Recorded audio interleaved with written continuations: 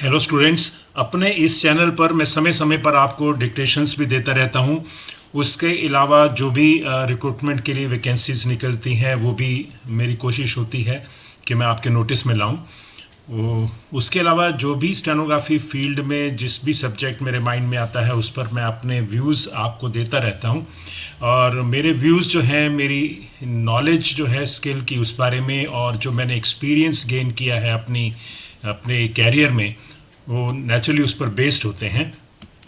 अपने कैरियर में मैंने ऑलमोस्ट 15 साल जो है स्टेनोग्राफी फील्ड में काम किया था। जैसे मैंने अपने चैनल में भी दिया है, अबाउट सेक्शन में आप लोग पढ़ सकते हैं वहाँ से।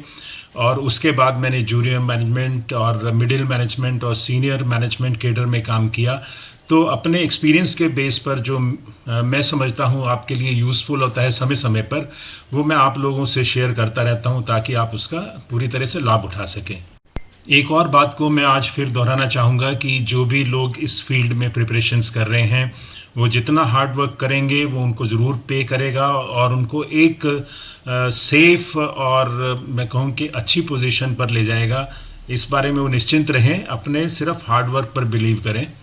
मेरी आज की वीडियो का टाइटल है कि हम स्टेनोग्राफी जॉब में कैसे स्टे कर सकते हैं और कैसे ग्रो कर सकते हैं। उस बारे में मैं आपको अपने विचार जो हैं इसमें शेयर करूंगा। एक स्टेनोग्राफर का क्या प्रोफाइल होता है, इस बारे में मैंने एक वीडियो पहले रिलीज़ की थी जिसका टाइटल था job profile of A stenographer. और जिन्होंने नहीं देखी हो, मैं इस डिस्क्रिप्शन में उसका लिंक दे रहा हूँ, आप उसको देख सकते हैं। इसके अलावा मैंने और भी एक वीडियो रिलीज़ की थी जिसके 2 पार्ट्स थे और उसका टाइटल था qualities needed for growth in stenography. और इसका भी दोनों का मैं लिंक दे रहा हूँ, जिन्होंने ना देखा हो वो इसको देख सकते हैं। इनको मैं रेफ़र इसलिए कर रहा हूँ क्योंकि इसमें से कुछ पोर्शन मैंने लिया है जो मैंने समझा कि मुझे रिपीट करना चाहिए और आपके लिए यहाँ पर रिपीट करना यूज़फुल भी रहेगा आपके लिए, इसलिए मैंने आप मेंशन किया है इनका। अब हम आते हैं आज की वीडियो के रेलेवेंस के बारे में।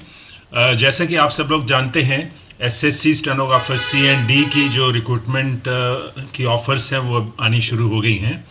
उसके अलावा जो भी DDC में SPA और PA के लिए रिक्रूटमेंट हुई थी उनकी भी SPA की भी ऑफ़र्स शुरू हो गई हैं और PA की थोड़ा टाइम लगेगा, वो लोग उम्मीद कर रहे हैं किसी टाइम हो सकती है। उसके अलावा कुछ और भी रिक्रूटमेंट है जैसा कि हम जानते हैं जिनके रिज़ल्ट्स आने हैं, जिसमें DDA है जिसमें 100 वैकेंसीज थी ऑलमोस्ट। उसके बाद एम्स है और इसके अलावा कई और हैं छोटी छोटी जो रिक्रूटमेंट्स चलती रहती हैं प्रोसेस में। और वैसे तो हर साल के हर वक्त कुछ ना कुछ थोड़ी बहुत चलती रहती हैं। तो मेरे माइंड में ये आया कि मैं इस सब्जेक्ट पे एक वीडियो शेयर करूं जिसमें मैं अपने थॉट्स आपसे शेयर कर सकूं। जब भी कोई कैंडिडेट सेलेक्ट होता है किसी भी पोस्ट के लिए, चाहे वो स्टेनोग्राफर D हो, चाहे वो स्टेनोग्राफर C हो, चाहे वो PA हो, चाहे वो SPA हो, सबके माइंड में नेचुरली एक अप्रीहेंशन कह लीजिए या एंग्जाइटी कह लीजिए या एक्सपेक्टेशन कह लीजिए, वो उनके माइंड में होती हैं कि हमें जो है जब ऑफिस में काम करेंगे तो क्या हम कर पाएंगे, और अगर कर पाएंगे तो क्या हम एक्सपेक्टेशंस भी मीट कर पाएंगे जो भी एम्प्लॉयर की है। इस बारे में सबके माइंड में कुछ ना कुछ सोच रहती है। हालांकि जो भी कैंडिडेट्स सेलेक्ट होते हैं नेचुरली उनका पहले रिटर्न होता है या CBT कह लीजिए, उसके बाद उनका स्टेनोग्राफी स्किल का एग्ज़ाम होता है और कई केसेस में जो है इंटरव्यू भी होते हैं। लेकिन फिर भी एक फीलिंग्स जो माइंड में है वो ज़रूर होती हैं कि ऑफिसेज में काम कैसा होगा और लोगों का बिहेवियर कैसा होगा या वो आगे कैसे कर पाएंगे। ये पॉइंट्स जो हैं ये नेचुरली फ्रेशर्स के माइंड में बहुत ज़्यादा होते हैं और जो लोग थोड़ा सा एक्सपीरियंस्ड होते हैं उनके माइंड में ये चीज़ें कम हो जाती हैं क्योंकि नेचुरली वो पहले किसी न किसी ऑफिस में काम कर चुके होते हैं। सबसे पहले मैं आपसे एक बात कहना चाहूँगा, आपसे मीन्स उन लोगों से जिन्होंने ज्वाइन करना है, कि आप ये सोच कर चलिए कि आपने कॉम्पिटेंसी का जो टेस्ट है जिसमें कि रिटन भी आता है और स्टेनोग्राफी भी आता है, जो भी रिक्वायर्ड स्पीड आपका टेस्ट हुआ वो आप उसमें सूटेबल पाए गए। उनके प्रोसेस के हिसाब से, और आपके माइंड में बिल्कुल भी किसी तरह का डाउट अपनी कॉम्पिटेंसी के हिसाब से नहीं होना चाहिए, ना कोई फियर होना चाहिए इस बारे में। आप कहीं भी पोस्ट होंगे, आप को अपना वही जो स्किल है उसके रिलेटेड मेन काम करना है। जब भी कोई नया ज्वाइन करता है जिस पोस्ट पर, एज ए स्टेनोग्राफर, पीए या एसपीए, जो भी, सबसे जो फर्स्ट एंड फॉरमोस्ट एक्सपेक्टेशंस हैं वो ये होती हैं कि वो कैंडिडेट जो है डिक्टेशंस ले पाए उस स्पीड पर जिस पर उसने पास किया है, जो भी रीज़नेबल उसकी एक्यूरेसी है उस पर। और उसके अलावा जो भी है वो सब उसको नेचुरली वहाँ पर सीखना है, उस ऑफिस में किस तरह की टर्मिनोलॉजी यूज़ होती है, क्या एनवायरनमेंट है, क्या रिक्वायरमेंट है, वो आस्ता आस्ता सबको समझनी होती है।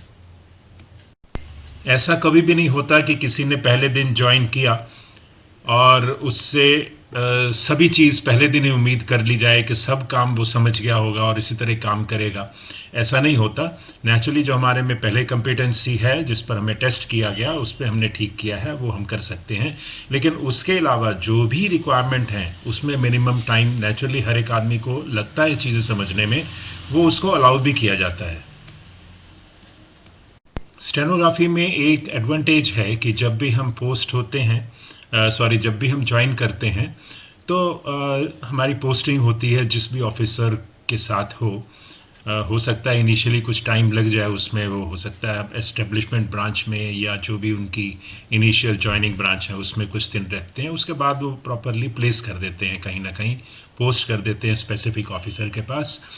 तो ये एक एडवांटेज है कि हमें एक ही ऑफिसर जहाँ भी हमें पोस्ट किया जाएगा, हमें उसके साथ ही काम करना है और उसकी ही रिक्वायरमेंट को समझना है, और उसी से ही हमें इंस्ट्रक्शंस लेनी है।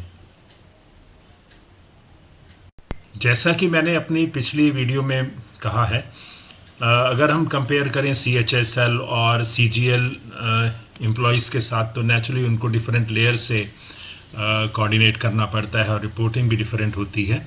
इसमें जो है जैसा कि हम जानते हैं, ग्रेड डी स्टेनोग्राफर्स जो होते हैं they are posted normally with under secretary level, और उसके इक्वलेंट लेवल के जो ऑफिसर्स होते हैं उनके साथ पोस्ट किए जाते हैं।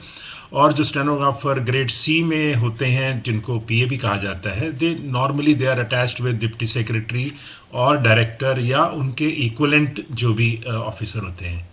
अगर हम stenographer grade D, stenographer grade C, PA, SPA, इनके नेचर ऑफ प्रोफाइल की बात करें तो ब्रॉडली जो है taking off dictations and transcribing, वो हम सब जानते हैं, दैट्स अ बेसिक जॉब। उसके लेटर्स, नोट्स, नोटिसेस, मेमोरेंडम जो भी हैं, और उसके बाद जो फाइल्स आती हैं ऑफिसर्स के पास उनको अटेंड करना, जो कॉरेस्पॉन्डेंस हो रही है उसको देखना। उसके बाद जो मेल्स का भी होता है, मेल देखनी उनकी, अटेंडिंग देयर फ़ोन कॉल्स, जो कि वैसे आजकल लैंडलाइंस तो कम है लेकिन फिर भी जहाँ हैं वहाँ अटेंड करनी पड़ती हैं।